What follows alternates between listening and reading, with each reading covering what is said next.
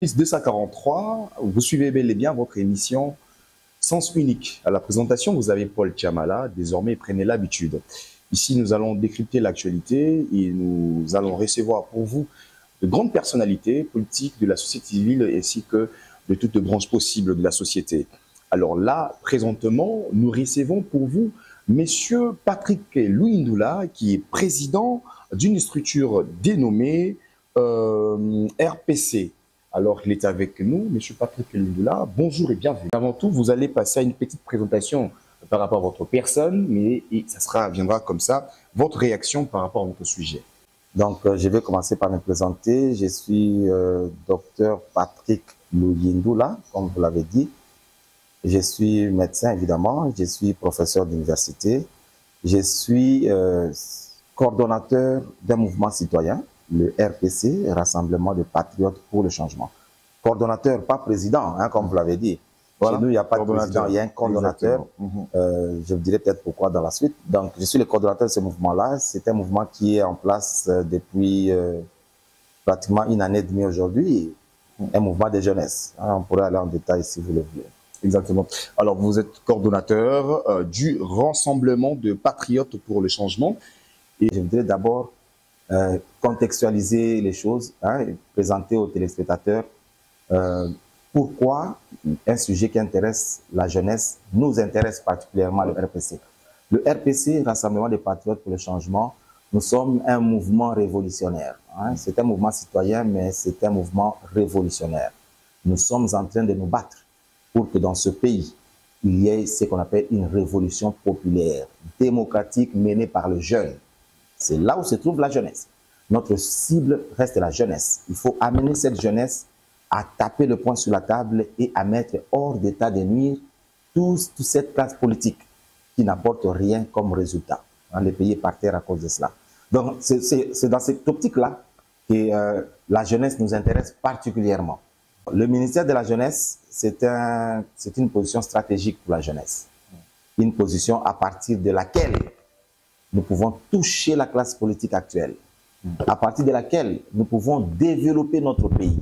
Donc c'est une position très stratégique et nous avons même écrit au chef de l'État pour pouvoir le rencontrer et discuter des enjeux qu'il y a autour de ces ministères de la jeunesse. Nous pensons que c'était un choix bien orienté, nous pensons, parce que nous avions déjà fait parvenir au chef de l'État nos termes de référence s'il advenait que nous devions prendre le contrôle de ces ministères-là. Un document de 2 pages qui a été rendu public d'ailleurs, même sur les réseaux sociaux par la suite. Parce qu'il faudra que dans notre pays, les animateurs qui arrivent nous disent pourquoi ils arrivent. Pourquoi ils veulent occuper un poste. Hein? Chaque fois que nous allons nommer des gens, nous allons choisir des gens sans critère de résultats. Nous n'aurons jamais de résultats. C'est pour cette raison que nous, le RPC, nous avions transmis des documents au chef de l'État pour savoir ce qu'on fait. Alors, la nouvelle ministre arrive. Voilà. Je ne sais pas qu'est-ce qu'elle a transmis au chef de l'État comme vision par rapport à ces ministères-là. Voilà. Je ne sais pas ce qu'elle a transmis au chef de l'État comme terme de référence, ces termes de référence ou de son équipe par rapport à ces ministères-là. Je ne sais pas parce que je ne suis pas le chef de l'État, je ne suis pas dans le secret du chef de l'État. Il a un pouvoir discrétionnaire. Peut-être qu'il a reçu les termes de référence et qu'il a trouvé que la ministre avait une vision. La ministre avait des objectifs à atteindre, la ministre avait des procédures à mettre en place et que la ministre allait donner des résultats. Donc, moi, je pense que pour l'instant, il est très tôt de pouvoir juger cette ministre. Il faut donc observer. On ne la juge pas. Mais ici, nous voulons bien savoir. Non, j'essaie de répondre de façon intelligente. Hein. Il faut qu'on mène des débats intelligents aussi. Le président Félix Antoine Tshisekedi, c'est lui qui a nommé la ministre de la Jeunesse. Oui, même si c'était proposé, je ne sais pas si c'était le cas, même si la ministre a été proposée par le Premier ministre, hein, parce que c'est en concertation, tel qu'on nous a dit, mais le pouvoir discrétionnaire de nommer le ministre de la Jeunesse revient et revient au chef de l'État. Le chef de l'État sait qu'il lui reste à peu près 3 ans pour finir son mandat, oui, il le sait. S'il choisit un acteur, il sait pourquoi il est choisi et quelle mission il donne à cet acteur. Je ne pense pas, ça c'est mon point de vue, je ne pense pas qu'un ministre de la Jeunesse aujourd'hui, choisi aujourd'hui en fin mandat, il est venu pour régler les problèmes des jeunes. Voilà. Je ne pense pas. Là, vous ne pensez pas. Je ne pense pas. Parce que même nous, RPC, si nous avions pris ces ministères-là, en ce moment ici, les objectifs seraient liés aux enjeux actuels. Ok. D'abord. Et quels sont ces enjeux? Et les enjeux actuels aujourd'hui, c'est d'amener la jeunesse autour d'un idéal commun, face notamment à la guerre, face aux antivaleurs qui gangrènent notre société. C'est ça les enjeux majeurs. Les enjeux majeurs, vous ne voyez pas les problèmes d'emploi? Non. Vous savez, j'ai publié récemment, disons, pas une cartographie, mais j'ai publié une image qui illustre le rôle d'un ministre de la Jeunesse au sein d'un gouvernement. Les problèmes de la jeunesse ne peuvent pas être réglés par le ministre de la Jeunesse, parce que ces problèmes n'appartiennent pas au ministère de la Jeunesse. Les problèmes de la jeunesse sont dans d'autres ministères. Parmi lesquels? Je prends un exemple. Si on dit qu'il y a un problème de chômage, manque d'emploi, c'est le ministre de la Jeunesse qui va créer les emplois, il créera les industries. C'est un leader qui est autour d'une plaque tournante. Il faut d'abord que les ministres comprennent ces rôles-là. Et moi, en tant que ministre de la Jeunesse, je suis comme un chef de gouvernement, de notre gouvernement. Il doit être capable d'entretenir des rapports avec plusieurs secteurs et trouver des solutions. Il doit impulser les changements en faveur de la jeunesse. Il doit avoir une posture interdisciplinaire. Et la posture interdisciplinaire, on ne l'acquiert pas par le Saint-Esprit. Voilà. On doit être formé pour ça. Ouais. Alors, le RPC, vous avez eu quelques recommandations dues à ces ministères-là. Vous avez soumis un document même au niveau de la présidence. Est-ce qu'on peut savoir quels sont le contenu de ces recommandations, de ces propositions? Merci beaucoup. C'est un document qui est rendu public. Donc, je pense que ceux qui nous suivent l'ont déjà lu. Sinon, on peut encore le balancer à qui veulent savoir. C'est un document de 2 pages. Voilà. Nous avons donné un but et des objectifs de notre démarche allant vers le chef de l'État, sollicitant la tête de ces ministères de la jeunesse. Et nous avons présenté 6 axes d'intervention avec 24 objectifs spécifiques, mesurables. Nous sommes allés très en détail dans le terme de référence parce que vous savez, les gens sont déjà copier-coller ici. Mais nous avons présenté nos axes d'intervention et les objectifs spécifiques mesurables. Je demande aux gens d'aller lire ces documents, sinon je peux le reposter, je vais vous le donner. Nous avions dit que nous voulions commencer par les consultations nationales de la jeunesse. Ensuite, nous avions dit que nous allions mettre en place un plan, une politique nationale de la jeunesse à l'horizon 2030. Mais vous voyez, l'actuel ministre de la Jeunesse est sur la même lignée, la même lancée, mais pas avec le même entendement que nous. C'est ça le problème. C'est comme le créateur est différent de l'utilisateur. Voilà. C'est lui qui a créé, c'est comment il a créé, pourquoi il a créé. Voilà. Celui qui utilise peut être coincé quelque part. Nous avons demandé une consultation nationale de la jeunesse, pas pour aller chercher à connaître les problèmes de la jeunesse. Ces problèmes sont connus. Je répète encore, nous sommes un mouvement révolutionnaire. Voilà. Vous êtes un mouvement révolutionnaire, vous êtes de la société civile, mais vos actions sont plus axées en politique. On vous voit plus là dans la politique. Est-ce que la vision est qu'après avoir obtenu gain de cause, que le RPC se transforme en parti politique, ou bien vous resterez toujours dans la société civile? Qu'est-ce que l'on peut réellement connaître de vous? C'est une très bonne question. C'est une mise au point que j'ai fait souvent. Ne mettons jamais la charrue devant le bœuf. C'est ce qui arrive souvent dans la plupart des cas avec ceux qui nous dirigent. Nous mettons la charrue devant le bœuf et puis on n'a pas de résultat. Le bœuf ne sait plus marcher parce que la charrue est devant. Ça devient un obstacle. On peut avoir des bonnes idées, mais si on se met soi-même des obstacles devant, on n'aura pas de résultats. Alors nous avons réfléchi sur le problème du Congo, froidement. Et nous sommes arrivés à la même conclusion que tout le monde. Le Congo est malade de ses citoyens. Le Congo est malade de ses dirigeants. Le Congo est pris en otage par un système qui a commencé depuis bien des années, pas avec Tshisekedi. Il a commencé depuis bien des années et c'est un système qui continue jusqu'à aujourd'hui et qui risque de continuer jusqu'à demain si nous ne nous mettons pas debout. Heureusement, nous sommes déjà debout. Et pour régler ces problèmes-là des systèmes, nous avons analysé, nous sommes dit, les partis politiques ne nous aident pas et ne nous aideront pas à les régler. Parce que les partis politiques sont, je dirais, des propriétés de leur maître. Ils ne vont pas nous aider. Et pour régler ces problèmes, nous devons avoir la casquette des patriotes, des citoyens engagés. Et pour ça, nous devons créer un mouvement d'abord à but non lucratif, un mouvement citoyen. Et qui doivent être dans ces mouvements citoyens ou bien qui doivent cibler ces mouvements citoyens? Mais on s'est dit, mais c'est vrai, la plupart des mouvements citoyens, vous allez lire leurs documents et tout, ils sont dans plusieurs axes. Parfois, ils sont dans les sociales, parfois, ils sont dans ceci, c'est là. Et vous, on voit plus dans la politique. Justement, parce que nous sommes pragmatiques. Moi, je suis médecin. Quand j'ai identifié le germe, j'ai fait un antibiogramme et j'applique l'antibiotique qui fonctionne. C'est ça, la science. C'est pour ça que nous sommes allés à l'université. Le président de l'Assemblée nationale, Vital Kamerhe, qui vient de démissionner, il y a d'autres personnes qui pensent déjà serrer un mécanisme pour essayer de revenir sur le débat et après au changement de la Constitution, parce que ça se disait déjà, et que Vital Kamerhe pourrait être aussi un blocage par rapport à cela. Le président veut à tout prix changer la Constitution. C'est ce que certaines personnes pensent. Et pour vous, comment vous trouvez cette question liée au changement de la Constitution? Est-ce que vous êtes partant au niveau du RPC? Est-ce que l'on peut lier la démission de Vital Kamerhe à ces problèmes-là? C'est deux questions en même temps. Vous pouvez aussi vous rattraper par rapport à votre intervention de la question précédente.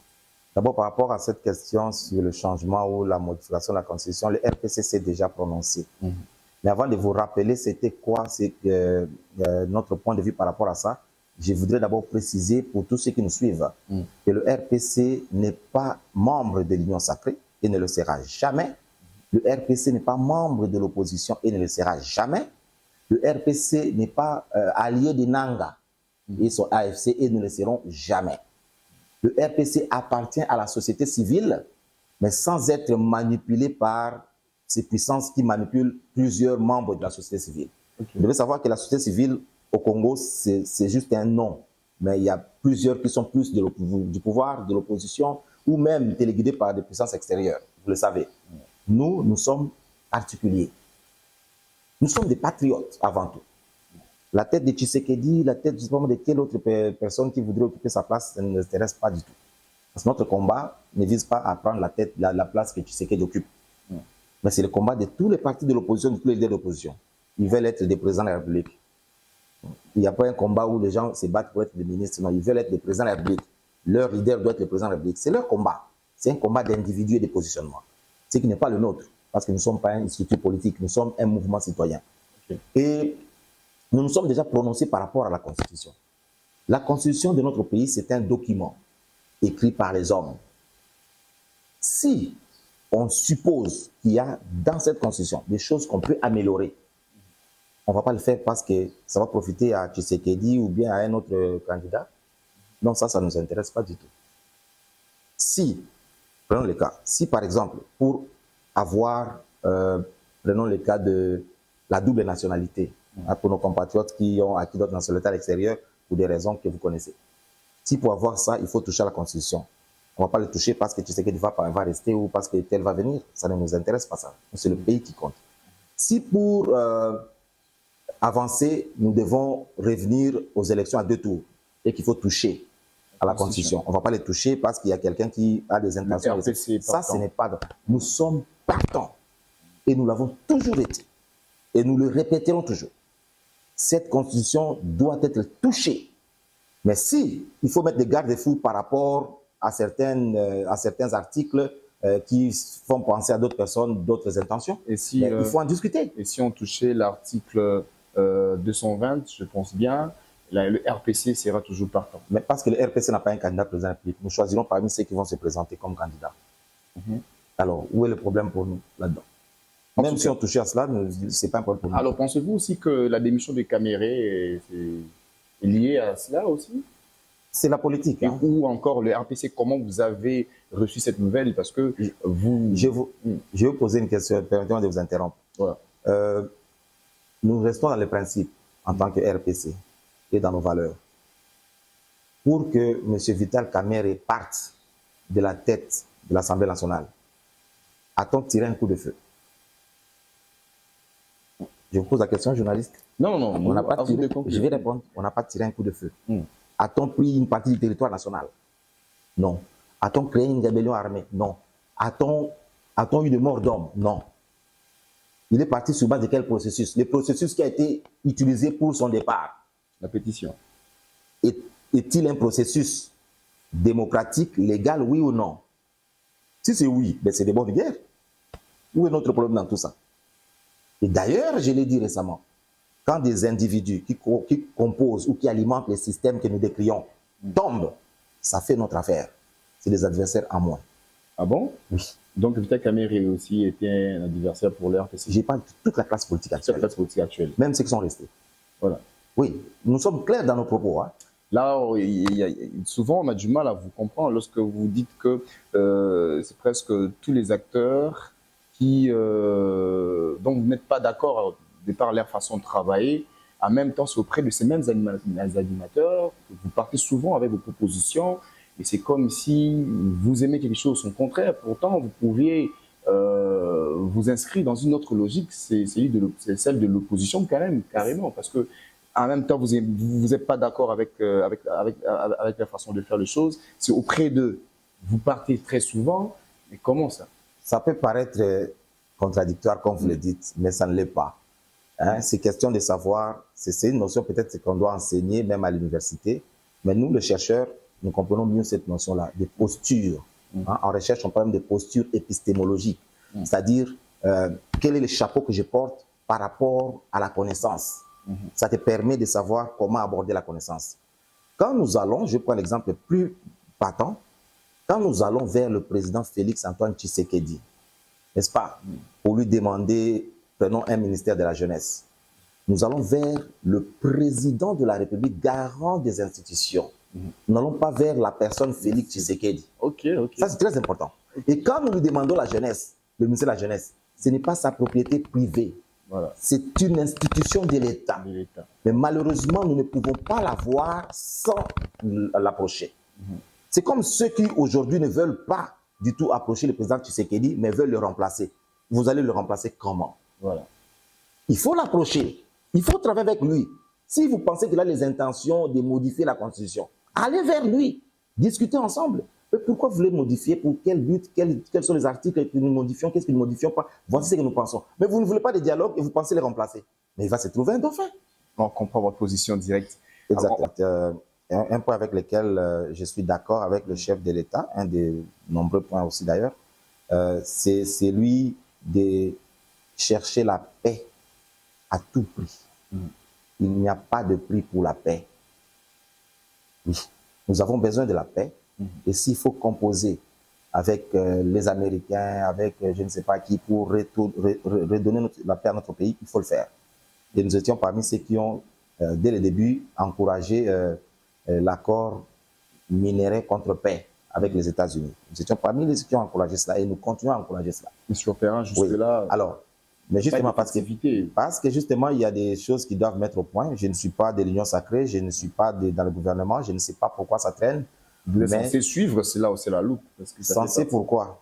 Nous sommes un mouvement révolutionnaire. Vous êtes de la société civile. Pour nous, oui. Mais je viens de vous dire ici que nous sommes un mouvement révolutionnaire. Nous sommes dans la société civile, mais en réalité, nous n'avons pas les mêmes objectifs que la société civile. Nous préparons une révolution populaire. Dis-moi, quelle est cette structure de la société civile qui dit tout haut qu'elle prépare une révolution populaire dans ce pays? Il n'y en a pas. C'est parce que justement, nous sommes ensemble, mais nous ne pensons pas la même chose. Pendant que eux pensent, certains, la plupart des sections de la société civile, je ne les critique pas, mais je dis la vérité. Pendant qu'eux pensent comment faire des rapports à des institutions internationales qui les soutiennent financièrement, nous ne pensons pas à ça. Nous pensons comment reprendre notre pays en main et le gérer efficacement par le fils du pays, sans ingérence extérieure. Donc, je ne vais pas vous surprendre, je n'ai pas suivi le discours du chef de l'État parce que je n'avais pas de raison de le suivre, ce discours-là. Je ne l'ai pas suivi. Je sais que le chef de l'État est en train de se battre pour que des accords soient signés et que la paix revienne définitivement dans notre pays. C'est tout ce qui m'intéresse. Les détails de comment il le fait avec le membre du gouvernement. Ce n'est pas un discours qui va me permettre de comprendre ça, un discours de 20-30 minutes. Non, pas du tout. Vous pensez qu'en 2028, il y aura bel et bien élection? En tout cas, c'est ce que la Constitution prévoit. Oui, mais devant l'impossible, nul n'est tenu. Si on ne peut pas l'avoir pour des raisons évidentes, mais pour nous, ça ne va pas faiblir notre élan vers un règlement de la classe politique, vers notre révolution. Le RPC pense que, après qu'on a, en fait, pendant les 3 ans qui restent du président Tshisekedi, vous pensez, parce qu'on n'avait pas obtenu ces ministères-là, vos démarches étaient que vous ayez le ministère de la jeunesse, mais on sous-entend que c'est fini, c'est déjà fini, là, le match est fini. Vous pensez pendant les 3 ans qui restent faire quoi au juste? De toutes les façons, oui, vous avez raison, nous avons tendu la main au chef de l'État pour pouvoir aller chercher ces ministères-là pour des raisons évidentes, vous le savez. Nous ne l'avons pas eu, mais cela n'enlève en rien notre patriotisme. D'ailleurs, pour votre information, nous avons demandé à rencontrer la nouvelle ministre de la Jeunesse pour lui partager notre vision, nos idées par rapport à la jeunesse. Elle ne nous a pas reçus. Elle nous a donné un rendez-vous et elle n'est pas venue à son propre rendez-vous. Je ne sais pas. Elle a ses raisons. Nous avons même insisté pour pouvoir la rencontrer après. Mais nous voyons les gens qu'elle rencontre. Elle choisit qui rencontrer. C'est comme ça dans la vie. Hein. On choisit avec qui dealer. Peut-être vous êtes dû, peut-être que... Non. Elle nous suit. C'est sûr qu'elle nous suit. C'est sûr que son entourage nous suit. Ils connaissent notre façon de penser. Si ça ne rencontre pas, si déjà, je prends le cas, si elle est déjà dans les systèmes, c'est tout à fait logique qu'elle nous évite. Parce qu'elle est déjà dans les systèmes. C'est possible. Les systèmes que nous combattons justement. Et que nous voulons combattre en utilisant un ministère de la jeunesse. Alors, nous pouvons servir notre pays de plusieurs façons. Hein, donc, en voulant rencontrer la ministre de la Jeunesse, c'était pour partager avec elle nos idées, notre vision. Un autre mouvement ne ferait pas ça. Elle ne nous a pas reçus, mais nous ne sommes pas arrêtés là. Nous continuons chaque jour à donner des idées comment conduire le ministère de la Jeunesse. Pas plus tard qu'hier, j'ai montré comment le ministère de la Jeunesse doit être au centre de l'interdisciplinarité au sein du gouvernement. Ça, c'est de la matière que je donne, que nous donnons au ministère de la Jeunesse. Donc, nous pouvons servir le pays sans être au ministère de la Jeunesse. Aujourd'hui, il y a une cellule au niveau de la présidence qui s'appelle cellule de changement de mentalité, quelque chose comme ça. Est-ce que vous voyez ces gens travailler? Non, ils ne sont pas là, mais ils empochent et ils vont se la couler douce. Si demain le chef d'État dit, ben voilà, je vous donne cette cellule-là, ben, vous allez voir ce que nous allons faire avec le jeune pour amener les gens à changer la mentalité. Parce que l'éveil de conscience, l'éveil patriotique, ça passe par un changement de mentalité. Donc, nous sommes toujours dans le feu de l'action. Vous parlez de l'éveil de conscience, l'éveil patriotique, de changement de mentalité. Lorsque vous observez notre société, particulièrement le jeune, pensez-vous que ça sera en un seul coup de baguette magique et tout le monde portera conscience? C'est pas aujourd'hui, pareil concepts sont brandis, enfin que certains jeunes aussi emboîtent le pas, mais chose qui a toujours été très difficile. Et ça sera la dernière question. Oui, merci beaucoup, M. Paul. Vous savez, c'est depuis plus de 5 ans. Et chaque jour, j'ai fait de l'éveil de conscience sur les réseaux sociaux. C'est ce qui fait qu'aujourd'hui, le RPC, en moins d'une année, se trouve dans toutes les provinces représentées. Et nous avons même des groupes dans les réseaux sociaux, des groupes WhatsApp où il y a plus de 1000 personnes. Mais étiquetés Rassemblement des patriotes pour le changement, parce que c'est des gens qui nous suivent des années et des années. La révolution, on la prépare. Et ça prend toujours du temps. Donc, nous allons chaque jour ajouter une brique à l'édifice et un jour, nous aurons construit l'édifice Congo. Voilà. Ça sera tout, M. Louis Ndoula. Je rappelle que vous êtes président et vous êtes coordonnateur d'une structure de la société civile RPC et avec un grand espoir de vous recevoir très prochainement en direct de Info Plus 243. C'est une émission qui gardera sa porte ouverte pour vous. Merci beaucoup. Je serai le bienvenu prochainement et j'aimerais d'ailleurs qu'il y ait suffisamment d'émissions comme ça parce que nous avons vraiment des choses à dire, vraiment des choses à transmettre à cette jeunesse et parfois il nous manque juste le tremplin. Ça n'est fini, mesdames, messieurs. On se fixe rendez-vous à la prochaine occasion, au prochain numéro. C'était Paul Tchamala à la présentation, votre émission Sens Unique. Bye bye.